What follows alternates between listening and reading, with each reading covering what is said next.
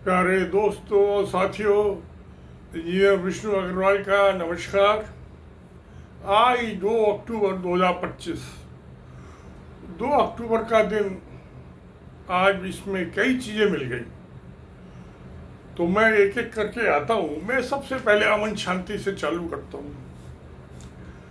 आज से 156 साल पहले 1869 में मोहनदास करमचंद गांधी का काठियावाड़ में जन्म हुआ था, गुजरात में।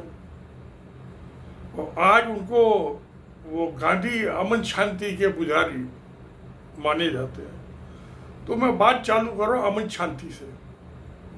बहुत जीदार और दिलदार आदमी थे, और आज उनको जो है लोग बागों ने महात्मा कहना चालू कर दिया।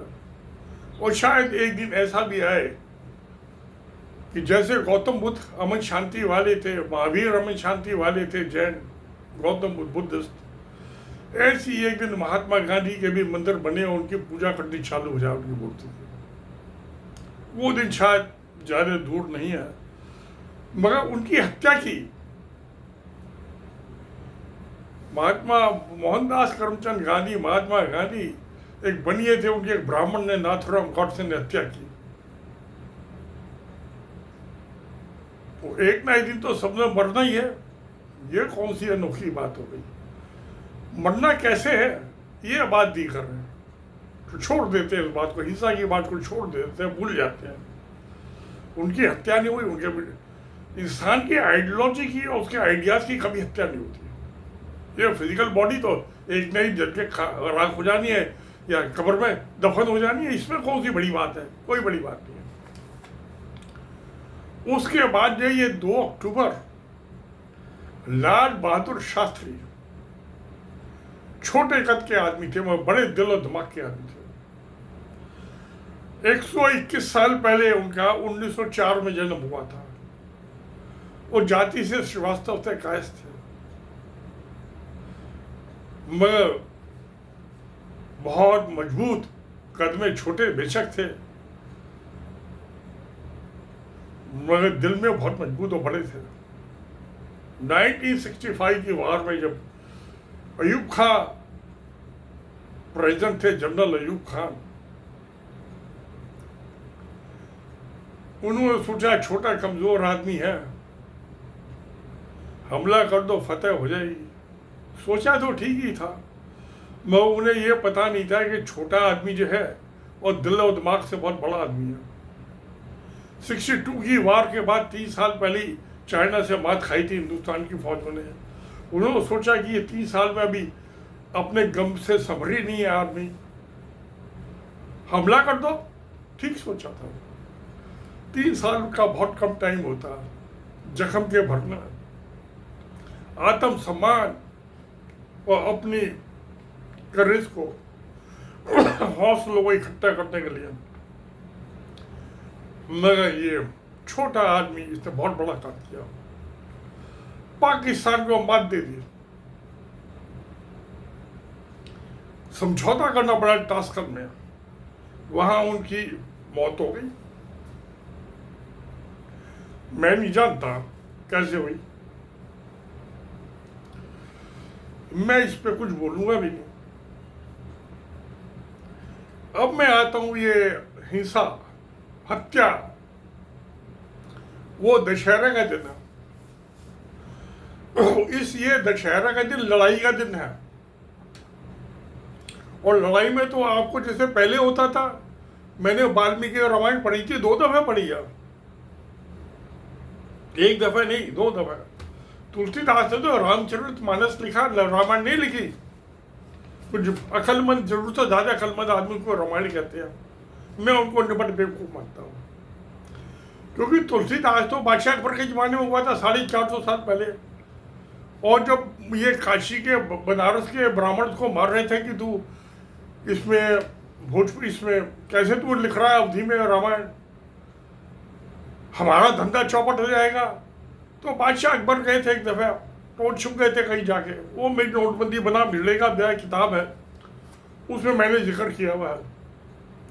तो प्यारे दोस्तों, तो ये मेरी किताब है, नोटबंदी बनाम भिड़े का ब्याह।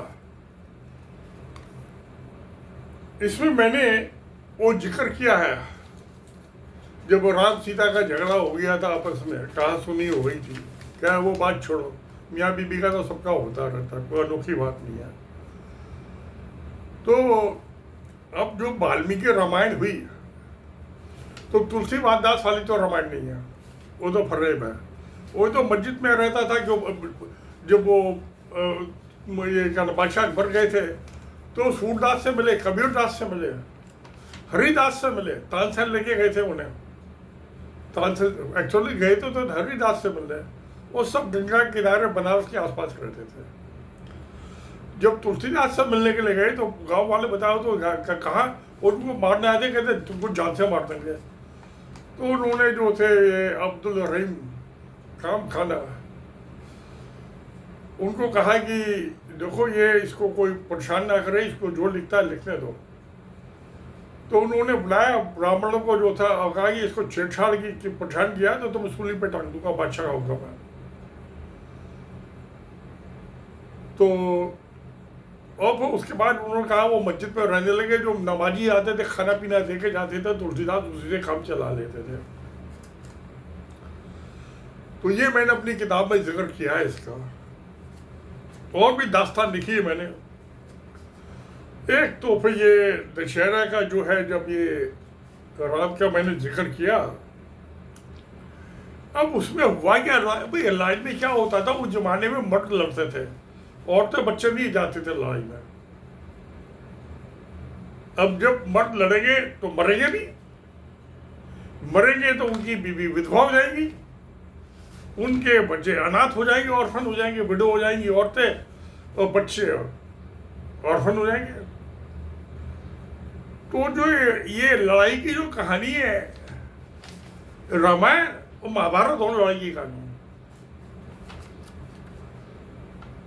तो जो ये आज दशहरा सेलिब्रेट कर रहे हैं हम, क्या औरतों के विधवा होने या बच्चों के अनाथ होने का कर रहे हैं? क्यों प्यारे दोस्तों, आपका क्या ख्याल है? जब मर्द मरेगा है तो उनकी बीवियां तो विडो हो गई, बेवा, और उनके बच्चे भी होंगे तो अनाथ हो गए। आपको लगती है बात तो typical, right in comment box. तो आज दशहरा का दिन ये भी है, एक बार फिर चलिए, खाली जब मिठाई तो खाली चाहिए। मैंने तो कुछ खिलाया नहीं मुझे कुछ।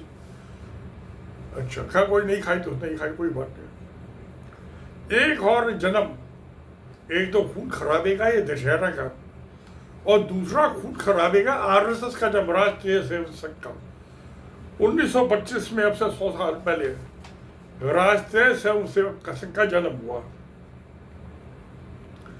अब ये राष्ट्रीय स्वयंसेवक संघ के मामले में क्या दास्तान कहूं, और मैं होता कौन हूं कहने वाला। Mister R K. सिंह थे, होम सेक्रेटरी थे गवर्नमेंट इंडिया में। डॉक्टर मनमोहन सिंह की जब सरकार थी, वो प्रधानमंत्री थे, वो भी बड़े बहादुर किस्म के आदमी थे। जब डॉक्टर मनमोहन सिंह थे तो जम्मू कश्मीर में आतंकवाद की समस्या खत्म ही हो गई तकरीबन, क्योंकि पाकिस्तान को बताता है सरदार इसका जन्म तो जो है झेलम में हुआ, गांव में जो पाकिस्तान में है, ये हुई है यहीं का गया, और कभी पाकिस्तान वापिस नहीं लौट के गया 10 साल में। वो उन्हें बताता जैसे लाल बहादुर शास्त्री मजबूत आदमी था, ये सरदार में मजबूत, वैसे सिख वैसे भी बहादुर होते हैं। क्या वो तो बहुत हाईली क्वालिफाइड आदमी था, कई सब लोग PhD थी, बहुत बड़ा इकोनॉमिस्ट था। मैं हिम्मत में, कलेजे में उसमें बहुत थी। बुढ़ा जरूर हो गया था, दाढ़ी चिट्टी हो गई थी। वो सरदार तो सरदार ही है। तो आतंकवाद की समस्या घट गई, बिना लड़ाई लड़े, कोई लड़ाई नहीं हुई 10 साल तक। पाकिस्तान के सारे आतंकवादी जमीन दोज हो गए। अब उसके बाद आरएसएस की सरकार आ गई, नरेंद्र मोदी आ गया 1914 में। तो अब उन्होंने पाकिस्तान ले गए तो डरपोक गिदड़ आदमी अकल के पीछे लट चलाने वाला, बे पढ़ा लिखा, 4वीं क्लास फेल है ये, तो आतंकवाद बढ़ गया। डरपोक जब सरकार का मुखिया होगा तो आतंकवाद बढ़ेगा ही। क्यों प्यारे दोस्तों, आपका क्या ख्याल है? कमजोर आदमी के सामने दूसरा आदमी शेर बन जाता है, वही हुआ। आतंकवाद की घटना बढ़ गई। अब आतंकवाद से तो राष्ट्रीय स्वयंसेवक का जन्म से ही नाता है, पैदाइशी। हिंदू महासभा का भी और राष्ट्रीय स्वयंसेवक का, जो 1915 में जब कुंभ का मेला लगाता है हरिद्वार में, तो अफगानिस्तान से नौचनी सुरमा बेचते थे, और ये कहना पिशावरी पराठा, हलवा पराठा मैं बहुत दफा खाया। सुरमा तो मैं कभी नहीं खरीदता था, ये मैं सुरमाई आंखें थोड़ा बना दी थी, मेरी तो मर्दानी आंखें हैं, जलाल है मेरी आंखों में। तो मैं सुरमा नहीं लगाता था, कभी नहीं लगाया मैंने। उस सुरमाई आंखों का मैंने क्या करना। तो क्या हुआ कि उन्होंने, वो बहुत पर्दा नशीन होती है, बुर्का पहनती है अफगानी औरतें जो है। अब वो उनको नहाना तो था ही, तो वो सुबह अंधेरे में चली गई जिससे वो मर्द ना दे सके उन्हें। उस सुबह जाके नहा ली। हिंदू महासभा वालों का तुमने क्यों ना ही, तो पहले गंगा तुमने अशुद्ध कर दी, गंगा मैली कर दी, और उनकी औरतों की पिटाई कर दी। और जो सुरमा बेचने वाले आए थे अफगान, सब मेलों में जाते हैं, और जो हलवा पराठा बेचने वाले आए थे पेशावर में किसी टाइम में अहमद शाह अब्दाली के जमाने में 2 कैपिटल थे राजधानी अफगानिस्तान की, एक काबुल में और दूसरी पेशावर में। बड़ा नेक आदमी था और बड़ा विद्वान था, उसने 2 किताबें भी लिखी हैं, और वो दिल्ली तक आ गया था। जो ये जयपुर के महाराजा ने और जोधपुर के महाराजा ने, और ये एक और कौन था, उसके चाचा के भतीजे ने, लाहौर का गवर्नर था, उसको बुलाया था। आ गया, आप बुलाओगे तो आएंगे ना हम प्यारे, आप मुझे बुलाओगे तो बताऊंगा ही। आपने बुलाया और मैं आ गया, वहाँ पे लौट गया। क्योंकि मराठे जो थे बहुत टैक्स वसूल करते थे, 40%, 15% पेशवाई, 10% छत्रपति, 25%, और फिर जो टैक्स एडमिनिस्ट्रेशन कलेक्शन का 15% के, तो 40%। खेती बाड़ी की इकोनॉमी में 40% कहाँ से कोई दे देगा? और जयपुर का महाराजा नहीं दे पाया है तो उसको हटा के उसके छोटे भाई को राजा बना दिया। बड़े भाई ने बुला लिया अफगानिस्तान से अहमद शाह अब्दाली को।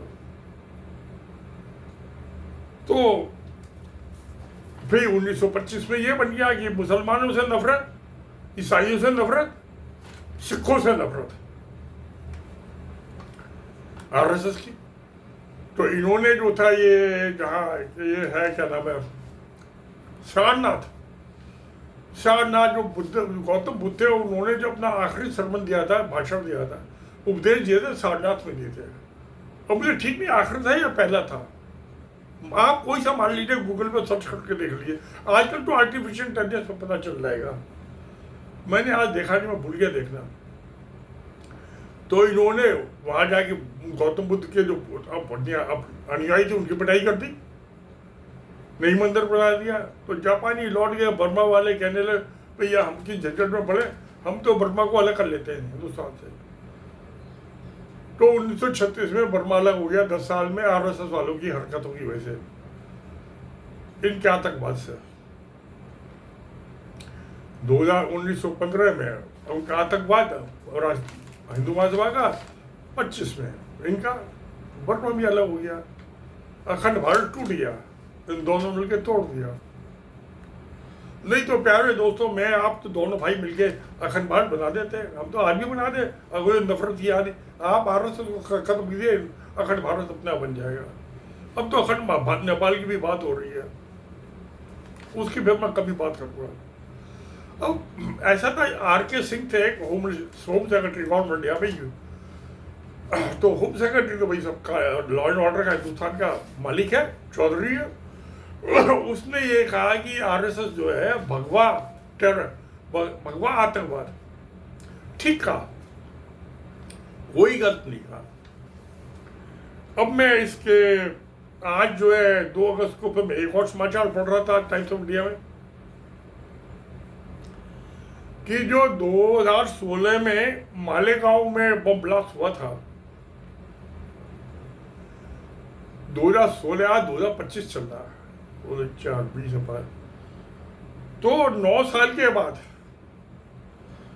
चार्जेस फ्रेम किए हैं।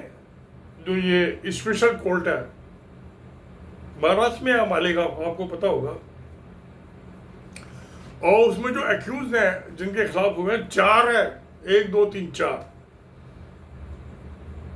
एक है लोकेश शर्मा,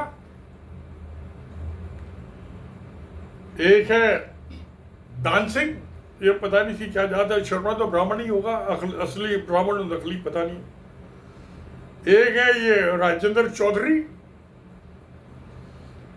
एक है ये मनोहर नरवाला, 4 आरएसएस के नेता। इसमें जो थे वो 2016 वाले में मोदी सरकार के बनने का पहला कांड था ये। इसमें 31 आदमी मारे गए, मरने वाले साले मुसलमान थे। अब इसकी क्या वजह थी? पहले शुरू में 9 मुसलमानों को गिरफ्तार किया। बम ब्लास्ट हो तो मुसलमान को गिरफ्तार कर लो। बम बड़ा किसी ने किया हो, मैंने किया हो, आपने किया हो, मुसलमान को गिरफ्तार कर लो। मगर जब एनआई उसने एटीएस होते हैं, एंटी टेररिस्ट स्पेशल सेल होती है, उन्होंने किया था 9 मुसलमानों को पूछताछ की, मारा पीटा, नंगा करके उल्टा लटकाया। तो फिर उसके बाद एनआईए को ट्रांसफर कर दिया, नेशनल यूनिवर्सिटी को। उन्होंने भी इंक्वायरी की, मारा पीटा तो उनको भी होगा। उन्होंने कहा ये तो 9 इनोसेंट है, ये तो वहां मौजूद ही नहीं थे, उस दिन मालेगांव में नहीं थे 9। उनको छोड़ दिया, बरी कर दिया 9 के 9 और 4 को पकड़ लिया हिंदुओं का। हिंदू पुलिस, हिंदू जज और 4 हिंदुओं को गिरफ्तार कर लिया। अब 9 साल के बाद इनमें चार्जेस फ्रेम किए। मुसलमान होते तो एक महीने में 4 फ्रेम हो जाते, अब इनको 9 साल लगा दिए। प्यारे दोस्तों, अब इस साल बार मालेगांव में क्यों बम ब्लास्ट हो रहे हैं? क्योंकि वहां की मालेगांव में 86% पॉपुलेशन जो है मुस्लिम है। इससे पहले मक्का मस्जिद में भी वहां ब्लास्ट हुआ था, जिसमें प्रज्ञा सिंह ठाकुर वगैरह जो थे 19 साल पहले, ये भी आरएसएस के बड़े नेता थे। और जो लोकसभा की मेंबर भी थी वो प्रज्ञा सिंह ठाकुर, तो उसने कहा मैं तो गॉडसे को अपना भगवान मानना, थोड़ा गॉडसे को भगवान मानती हूँ, क्योंकि उसने महात्मा गांधी की हत्या की थी। ऐसे और भी बहुत मानने वाले, मैं तो नहीं मानता। तो एनआईए ने इनको पर चार्जशीट किया और अब 4 फ्रेम हुए 9 साल के बाद। उससे पहले जो 2007 में हुए थे, 19 साल पहले, उनको डिस्ट्रिक्ट कोर्ट ने तो छोड़ दिया। हिंदू जज, पुलिस जज, अभी हाई कोर्ट में लगी है। अभी जो विक्टिम है, महाराष्ट्र गवर्नमेंट ने तो अपील नहीं की। अब जो विक्टिम थे, आदमी मर गए थे, उनके माँ बाप ने मुसलमान थे सब, उन्होंने अपील किया। हाई कोर्ट पता नहीं क्या करती है, जज तो सारे हिंदू हैं वहां पे भी। तो ये बात थी, वही जो मर गए उनकी बीवी वीडियो ही हो गई ना, हिंदू है मुसलमान, और बच्चे भी अनाथ हो गए। जो दशहरे पे हुआ था ये, जब राम रावण की लड़ाई हुई थी, ये प्रज्ञा सिंह ठाकुर वगैरह को तो बरी कर दिया डिस्ट्रिक्ट कोर्ट ने, 7वां आदमी को। अब मैं इसमें आपको बताता हूँ, ये बहुत सारी चीजें हैं इसमें। ये आतंकवाद का, तो जो ये आरके सिंह ने, जो होम सेक्रेटरी थे ऑल इंडिया, उन्होंने कहा कि ये आतंकवादी भगवा है।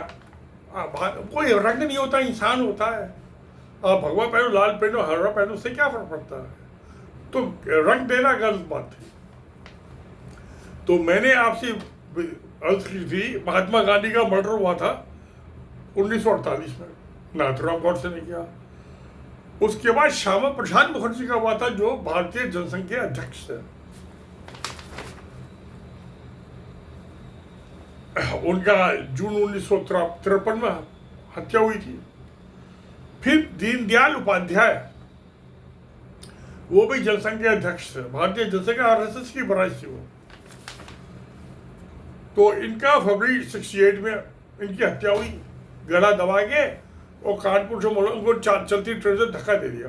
और जो मेरे चाचा थे वो आरएसएस के अखिल भारतीय प्रतिनिधि सभा के मेंबर थे, लाला जगदीश प्रसाद गुप्ता। वो 500 गज की अपनी कोठी मेरठ में आरएसएस को ऑफिस के लिए दी हुई थी। वो 1971 में एक दिन उनको 5-6 महीने बाद आए थे। उनको हार्ट की प्रॉब्लम थी, तो डॉक्टर ने मना कर दिया था। तो अपने बड़े भाई से मेरे पिताजी के पास ज्ञान सुंदर अग्रवाल जी के पास आए थे। सुबह दोनों धूप में बैठे थे भाई, तो मैं भी गया हुआ था उस टाइम पर। तो वो मेरे फादर को बता रहे थे कि ये गोलवरकर जो आरएसएस के एक नंबर के बाद, तो पहले संचालक जो थे हेगड़ेकर थे स्थापक, और उसके बाद वो थे बने, कि ये हत्या उन्होंने कराई है दीनदयाल उपाध्याय। और उसके बाद उनका दिल खट्टा हो गया आरएसएस से।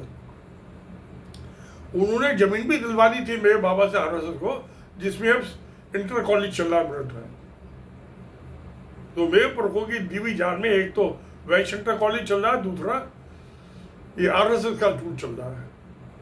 अभी मेरा बेटा और बहू आए थे पोते, वो पूजा करने के लिए, तो सतियों पे, तो वो देखा था इसको। पहले 1 मंजिल था, अब तो 2 मंजिल का हो गया। तो ये मगर जो हिंदू महासभा, इसे भारतीय जनसंघ के अध्यक्ष थे वल्लाज माधव, उन्होंने अपनी किताब में लिखा है कि इसमें अटल बिहारी वाजपेयी और नानाजी देशमुख का हाथ है। नानाजी देशमुख ने कहा कि मुझे पता तो था, वाजपेयी ये भी अध्यक्ष रहे और नानाजी देशमुख भी अध्यक्ष रहे। कहते इसमें मुझे पता तो था, मैंने कोशिश भी की भाई ना हत्या हो, तो उसमें मेरा हाथ नहीं है, वाजपेयी का हाथ है। बाद में वाजपेयी प्रधानमंत्री बन गए। चलो, ऐसा तो होता रहता है दुनिया में। उसके बाद ये प्रमोद महाजन वाजपेयी की कैबिनेट में बड़े इंपॉर्टेंट थे। उसके पैसे का माल पत्ते के तो अध्यक्ष यही थे। उनकी अप्रैल 2006 में हत्या हो गई। गोपीनाथ मुंडे उनके साले साहब, वो भी वाजपेयी की सरकार में प्रधानमंत्री थे वाजपेयी साहब, और उनके ये मुंडे जो थे जीजा साले दोनों थे। इनकी 2014 में हत्या हो गई जब नरेंद्र मोदी बना प्रधानमंत्री। तो ये हिरेन पांड्या, इसकी 2023 में हो गई, मार्च 2013 में, जब मोदी को चीफ मिनिस्टर बनना था वहाँ, वो भी बनना चाहता था। वो होम मिनिस्टर था पहले केशुभाई के मिनिस्टर में, तो वो सीनियर प्रचारक था। वो चाहता था मैं प्रधानमंत्री होम चीफ मिनिस्टर बनूं गुजरात का।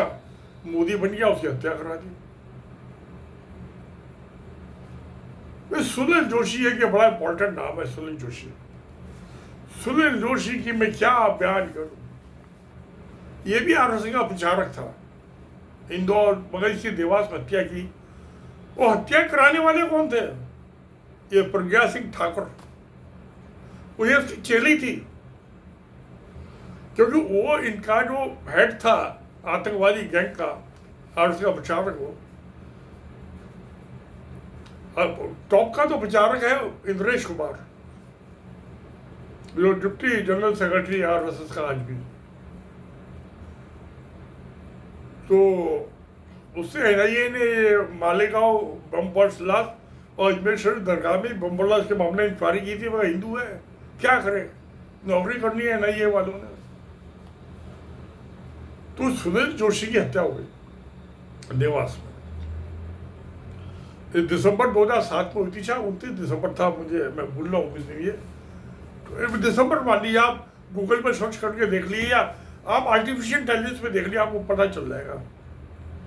मैं दिसंबर 2007 में कंफर्म कर रहा हूँ। 2-4 आगे पीछे होने से क्या फर्क पड़ता है? कोई फर्क नहीं पड़ता। आरएसएस इस प्रचार की हत्या कर दी, और जो प्रज्ञा सिंह ठाकुर के साथी थे उन्होंने हत्या की। फिर ये दीनानाथ बॉम्बे में, उसमें जो लता मंगेशकर ने अपने बाप की जो याद 11 में बनाया था, उसमें बॉम्ब ब्लास्ट हुआ। तो कहते ये प्रोग्राम मत दिखाओ, ये हिंदुओं के खिलाफ है। वो मानी नहीं दिखाने वाले, और उसमें भी हुआ था गुड़ले पार्ले में, बम्बई में। ये एवं कालबुर्गी की हत्या हुई थी 2015 में। फिर ये नरेंद्र दाभोलकर था, गोविंद परासे था, और एक वो लेडी थी, क्या नाम उसका, जर्नलिस्ट, मैं नाम भूल रहा हूँ, उसकी हत्या हुई। ये सब पकड़े गए, सब पता नहीं क्या चल रहा। और जो स्पेशल जज जो था सीबीआई का, BH लोहिया, उसका दिसंबर 2014 में मर्डर हो गया, क्योंकि वो जो नरेंद्र मोदी ने हत्याएं कराई थी इसकी, ये पांड्या की, और साबुद्दीन था, उसके बाद जिसकी हत्या जिससे कराई थी प्रजापति, उसकी इंक्वायरी उसके कोर्ट में थी। तो जिस दिन जजमेंट, एक दूसरे पहले उसके स्पेशल सीबीआई की स्पेशल की हत्या करा दी दिसंबर 2014 में। तो ये मैंने आपको सारी दास्तान कुछ बताई है ब्रीफ में। अब क्या, ये तो इन्होंने सब इंडिया में हत्या की, अपने आदमी की अपने आप की हत्या की है, मेरी आपकी नहीं की। हम तो इनके हैं, हम तो किसी के नहीं है, हम तो अपने खुद का नहीं है। मजे की बात ये है, मैं अपना खुद का सद नहीं हूँ। मैं तो अभी 82 साल का चल रहा मेरा, पता नहीं कितने दिन जीऊंगा, कब मरूंगा, मैं नहीं मरूंगा। मरूंगा तो जरूर, ये तो नहीं कह सकता नहीं मरूंगा। आप प्यारे दोस्तों को लंबा जीवन पाओ। ये पेंशन का लालच मुझे बढ़ने नहीं देता। अब मैं सोच रहा था, कल बात कर रहा, 85 साल का होऊंगा तो मुझे कितनी मेरी पेंशन बढ़ जाएगी। तो मेरा एक दोस्त है, वो भी मेरे बराबर, ये साल 6 महीने कम ज़्यादा है। वो कहना अग्रवाल तू 85 साल तक जीना चाहता है? वो मैं कहा क्यों भाई, पेंशन बढ़ने में क्या नुकसान है, मेरी पेंशन बढ़ जाए, किसको क्या तकलीफ है। अब 70,000 है तो पता नहीं, शायद 80 हो जाए, 85 हो जाए। तो मैं तो पेंशन लेने के जीता हूँ, मैं काय के लिए जीता हूँ, और तो मुझे कोई लालच है ही नहीं जीने का। तो मैं ये सारी आपको हत्याएं बताई। अब इनमें जैसे कुछ आदमी तो शादी नहीं की थी, उनको प्रचारकों की शादी का तो पाबंदी है, जिससे हिंदुओं की ज़्यादा आबादी ना बढ़ जाए। वो ये मोहन भागवत ने शादी नहीं की, शादी नहीं की तो बच्चे कैसे हो? हाँ, 5 पड़ोस की औरतों से की हो तो मुझे पता नहीं, आपको प्यारे दोस्तों पता हो तो लिख देना कमेंट बॉक्स में। वाजपेयी भी कहता था मैं कुंवारा तो हूँ मगर मैं ब्रह्मचारी नहीं हूँ। तो ये सारी ऐसी हैं। तो खैर चलो कोई बात नहीं, सब ये तो दुनिया चलती है सब। तो यानी कि हिंसा हत्या 2 अक्टूबर को जब दशहरा, ये इस साल 2 अक्टूबर का पड़ रहा, पता नहीं कब कब का पड़ता। इस साल जो RSS का जन्म हुआ वो भी 2 अक्टूबर। तो ये भी जैसे रामायण, हिंदी, हिंसा हत्या, विधवाओं का, अनाथ बच्चों का कहानी, इनकी भी ऐसी कहानी RSS की। इन हत्याएं की है, बच्चे अनाथ कर दिए, औरतों को विधवा कर दिया। रोई होंगी थोड़ी बहुत दिन औरतें जो है, बच्चे भूल गए होंगे, अब तो बड़े हुए होंगे। अब चलो ये तो चलता है दुनिया में। पता नहीं कितने आदमी मरे, कितने जिए, कितने लड़ाई में मरे, कोई शांति में मरे। वो जो लड़ाई नहीं होती तो भी शांति से भी मर जाते हैं आदमी। तो अब और दास्तान चल रही है। ये कुछ खटपट हो रही है।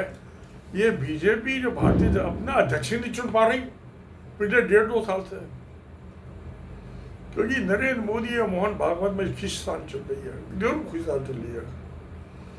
अब ये तो पिल्ला है, बीजेपी और नरेंद्र मोदी आरएसएस का।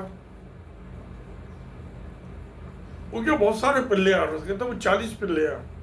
एक दफे में तो नहीं हो गए लंबे टाइम, एक दफे तो कुतियाँ 4 5 6 पिल्ले देती है। तो ये 100 साल में तो 40 पिल्ले पैदा कर लिए। उनमें से बीजेपी भी है और नरेंद्र मोदी भी है। अब क्या है कशमकश, वो मोदी को हटाएंगे और किसी पिल्ले को बनाना चाहते हैं। तो उनका उसूल है कि दो टर्म पर 10 साल हो गए। बीजेपी भी था कि वो दो टर्म से ज्यादा नहीं रहेगा अध्यक्ष, चाहे 4 साल। जब जनसंख्या उसमें यही था और आज भी है। कोई दूसरा आए तो इसको हटाए। अब इसको चाहिए अपना पिल्ला, मोहन भागवत को अपना पिल्ला चाहिए, नरेंद्र मोदी को अपना पिल्ला चाहिए। Yes man. अब सवाल ये है कि और कोई होता तो उन्होंने कभी का हटा दिया होता, क्योंकि अब मोदी हटाता नहीं। उनको पता है मोहन भागवत को कि अगर जो मैंने कुछ ज्यादा चीड़ मुझे गिरफ्तार करा देगा, क्योंकि इसके पास एनफोर्समेंट आपको पैसा बहुत कमवा दिया। अब तो जो ये फटी हुई टूटी हुई चप्पल पहन के सड़क पे फटकारते चलते थे, आज वो एसयूवी में चल रहे हैं 25-25 लाख की। मोहन भागवत बिजनेस क्लास में चलता, जो पहले रेल में चलते थे। दीनदयाल उपाध्याय की हत्या इसी ने हुई क्यों, ट्रेन में था। हवाई जहाज में थोड़ा, फ्लाइट में उसको गला दबा के धक्का दे सकता था उसे ऊपर से रेल की पटरी पे। ये चलते हैं बिजनेस क्लास में। सब जगह 10-10 करोड़ के तकरीबन 600 जगह ऑफिस बना दिए हैं। 1,500 करोड़ का दिल्ली और नागपुर में दफ्तर बना दिए हैं। पैसा तो आ गया। अब भाई पैसा तो इंसान का दुश्मन है। पैसा आया नंबर 2 का। इनकी कोई खेती बाड़ी तो है नहीं, कोई व्यापार नहीं है। तो ये पैसा सारा भ्रष्टाचार का है। मोदी चाहे जिस दिन चाहे उस दिन मोहन भागवत को, इनको सारों को गिरफ्तार कराते, एयरफोर्स में डायरेक्टरेट वालों को भेज दे, सीबीआई वालों को भेज दे, इनकम टैक्स वालों को भेज दे, तो उनको नंगा करके उल्टा लटवा दे। इसलिए ये जोर जबरदस्ती नहीं कर सकते। तो मोदी हटेगा, अपने वोट से हटेगा। इलेक्शन हार जाएगा तो अपना भी हट जाएगा। अब इलेक्शन हारे कैसे? इलेक्शन में तो बेईमानी हो रही है। मैंने 11 तारीख को सितंबर को चिट्ठी लिखी सुप्रीम कोर्ट के चीफ जस्टिस को, चीफ इलेक्शन कमिश्नर को, रन आउट कर दिया वोटर लिस्ट से। मैं कितने लोग प्रिसाइडिंग ऑफिसर, सेक्टर ऑफिसर भी 3 बूथों का इंचार्ज रन आउट कर दिया। इलेक्शन ईमानदारी से हो ही नहीं सकता जब तक कि रीजनल इलेक्शन कमीशन ना अपॉइंट हो। वो 75 साल में नहीं अपॉइंट हुए। ये बात मैंने लिखी है। कोई भी सुनता ही नहीं सुनता, बाहर नहीं जाए। जब तक कि सही प्योर जो शुद्ध वोटर लिस्ट नहीं बनेगी तब तक शुद्ध इलेक्शन हो ही नहीं सकता। बेईमानी तो उसी दिन चालू हो गई। और ये इलेक्शन कमीशन की ड्यूटी है कि वो जो 324(1) सबसेक्शन 1 कि इलेक्शन कमीशन की ड्यूटी है वोटर लिस्ट बनाए, वोटर रोल्स, और वो शुद्ध होने चाहिए, प्योर, तभी माने जाएंगे। ये जिसमें आधे आदमी नाम ही काट दिए, मेरा नाम काट दिया, तो मैं तो भी जिंदा हूँ, मरने के बाद काट दिया, मैं मना नहीं करूँगा। नहीं, अब मैं कौन सा जिंदा वोट डालने? मैं तो वैसे वोट नहीं डालता।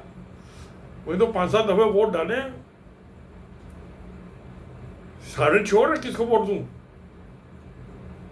जहां तक मैं याद है, मैंने पिछले 21 साल की एज होती थी, पिछले 60 साल में 5-7 दफे वोट डाले होंगे। पहले इलेक्शन में ड्यूटी लग जाती थी, वोट कैसे डालूं?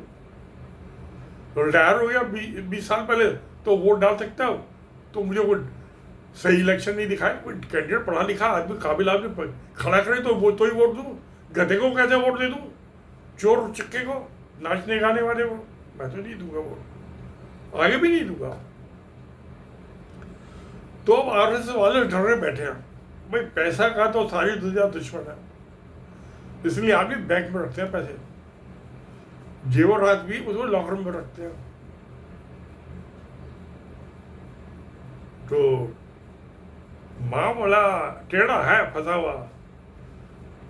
कि अगर जो जबरदस्ती की तो मोदी करता है सारी गवर्नमेंट की पावर तो उसके पास है। भागवत के क्या क्या पास है? ज्यादातर यही कह देगा उसमें क्या इसको वोट मत डालना लोकसभा में, और किसी गिरा दो सरकार को, वो गिराएगा नहीं। गिराएगा तो ये आमदनी का धंधा खत्म हो गया। मामला तो पैसे का है ना, दे जाए बाहर में, पैसा आना चाहिए, माल माल पत्ता। ये जो पॉलिटिक्स में इलेक्शन लड़ते हैं पैसे के लिए लड़ता है। आरएसएस जो किसी की मदद करता है पैसे को लिए करता है। ये हमारी सरकार बनेगी तो पैसा तो हम ही देंगे ना, थोड़ा बहुत खुद भी जरूर खाएंगे। ऐसी भूमंड पे कौन सेवा करता है? तो मुझे लग रहा है कि ये मामला खून खराबा तो चलता रहेगा। हाँ, ये मोदी सरकार क्योंकि पाकिस्तान को बड़ा चल गया, कमजोर सरकार है, तो आतंकवाद तो खूब हो रहा। अब ऑपरेशन सिंदूर गया था, लोकसभा में कहा था 6 महीने में पीओके पे ले लेंगे। पीओके पाक कश्मीर में आता वही है। ऑपरेशन खंदूक वो आधे घंटे में खत्म हो गया। पाकिस्तान ने 7 फाइटर प्लेन गिराए तो 4 ये राफेल, एक मिराज, एक ये सुखोई और एक ये MiG-29 और एक S-400 भी गिरा दिया। और मोदी के ये मेरे को भाप खाता रशियन था S-400 मिसाइल को गिराने वाले, गिरा दिया तो गिरा दिया। 3 खरीदे थे और खरीद लूंगा, अभी तो 2 देने। और जो S-400 इतना सक्सेसफुल होता तो रशिया जो है यूक्रेन से क्यों नहीं अपने आप को बचाने में इस्तेमाल कर रहा? बेकार कूड़ा कबाड़ा। एक हवाई जहाज नहीं गिरा सके पाकिस्तान का, अपने साथ खो दिए और 7 पैसे खरीदे थे, उसमें भी रिश्वत खाई और खा लेंगे। अब तो फ्रांस ने इनको जो है राफेल हवाई जहाज देने से मना कर दिया कि तुमने तो हमारी बदनामी करा दी। वो मलेशिया के पास भी 48 राफेल हवाई जहाज है और इंडोनेशिया 50 हवाई जहाज है। तो उसने कहा तुमने हमारा मार्केटिंग खराब कर दिया, बदनाम हो गए, हमारा माल कौन खरीदेगा? चौपट कर दिया हमारा बिजनेस। भाई बेवकूफ के हाथ में चाकू बेचोगे कि तू सब्जी काट से, तो किसी का गला काटेगा, किसी का गला काटेगा तो जेल जाएगा। तो ऐसे आदमी को जो गला काटे वो चाकू मत बेचो अपना। ये जो चाकू बेचने वाला था इस साइकिल पे, उसको भी इतनी अकल है। अब ये आतंकवाद चल रहा है, जब जब कमजोर सरकार होगी तब तक आतंकवाद बढ़ेगा, डोमेस्टिक भी और इंटरनेशनल भी। बाहर के आदमी आके करेंगे। अब इन्होंने निज्जर की हत्या कर दी, ये तो उसमें भारत सरकार का हाथ है। वो कनाडा में कनाडियन सिटीजन सरदार, उसकी हत्या कर दी, वो कनाडा की जमीन पे है। उसकी हत्या एक सरदार, एक और सरदार पन्नू, उसकी अमेरिका में हत्या, वो भी अमेरिकन सिटीजन, उसकी हत्या की कोशिश की, वो बच गया, पता नहीं कैसे। मैं वहाँ पकड़ गए। अब ये माफी मांग रहे हैं कि हम आगे से कोई नहीं करेंगे। तो यानी कि इंडिया खुद तो आतंकवाद का तो था ही डोमेस्टिक, इंटरनेशनल एक्सपोर्टर भी आतंकवाद का बन गया। ऑस्ट्रेलिया में वहाँ अभी तो जो इनका हिंदू सेवक सगे उसका वो 40 साल की जेल की सजा हुई है। मोदी जाता था ऑस्ट्रेलिया, उसके घर रुकता था 5-6 घंटे के लिए। इंग्लैंड में जो वहाँ जो चीफ है पुलिस का, उसकी इंटेलिजेंस ने कहा कि इसमें ये इंडियन गवर्नमेंट का हाथ है। लक्का शहर में दंगा कराने में हिंदू मुसलमान का और लंदन में सिखों के खिलाफ। तो ये एक्सपोर्टर भी बन गया आतंकवाद का। बाकी कोई नहीं कर रहा। ये तो निज्जर की हत्या के अटेम्प्ट हुआ और उसमें पन्नू की अटेम्प्ट और निज्जर की हत्या साबित हो गया कि इंडिया एक्सपोर्टर है। और तो जो इंग्लैंड की पार्लियामेंट्री कमेटी है ह्यूमन राइट्स की, उसने भी यही कहा है कि इंडिया एक्सपोर्ट कर रहा है यूनाइटेड किंगडम में आतंकवाद। तो प्यारे दोस्तों, ये तो सब चलता रहेगा। तो आज यानी मेरा कहना यह था, एक शांति के पुजारी गौतम बुद्ध का क्या है, महात्मा गांधी का जन्म हुआ, एक लालू बहादुर शास्त्री को आज कद में छोटा दिल से बहादुर था, हाँ, पाकिस्तान को बात दे दी। मनमोहन सिंह तो चुपे रहते थे, बड़े याद है, पर बातों तो थे वो सरदार है सिख। तो पाकिस्तान की हिम्मत ही नहीं हुई, जो आतंकवाद चल रहा था उसको भी पहले से कम कर दिया। अब मोदी आ गया, उनका अब तो मौका मिल गया, अब तो रोक आदमी आ गया, किधर आतंकवाद बढ़ गया। इनका ऑपरेशन और पाक के पास, जब तुमने पार्लियामेंट में 2 दफे लोकसभा में कहा कि हम 6 महीने में ले लेंगे, तो बिना पाकिस्तान ऑक्युपाइड कश्मीर ले तुम लड़ाई कैसे बंद करते? किससे पूछ के की? वो अमेरिका का प्रेसिडेंट वो कह रहा है मैंने इनको डांट के बंद करा दी। वो डांट, उसकी डांट आधे घंटे पहले अनाउंस कर दिया उसने ट्विटर पर, डोनाल्ड ट्रंप ने। वो होगा भाई, ठीक है, हम मान लेते हैं, जो कहता मैं तो मान लेता हूँ उसको। होम सेक्रेटरी ने कहा भारत की ये आतंकवादी संगठन है, आरएसएस, मैं मान लिया। मैं किस चक्कर में पढ़ूँ, मैं किस तरह की झगड़ा बोल लूँ? तू कहता है तो मैं मान लेता हूँ भाई। वो तो ऐसी है ना, मियाँ ने कह दिया, बीबी ने मान लिया, हम तो भैया ऐसा, हमारा तो बीबी से भी गएगा बीता हाल है।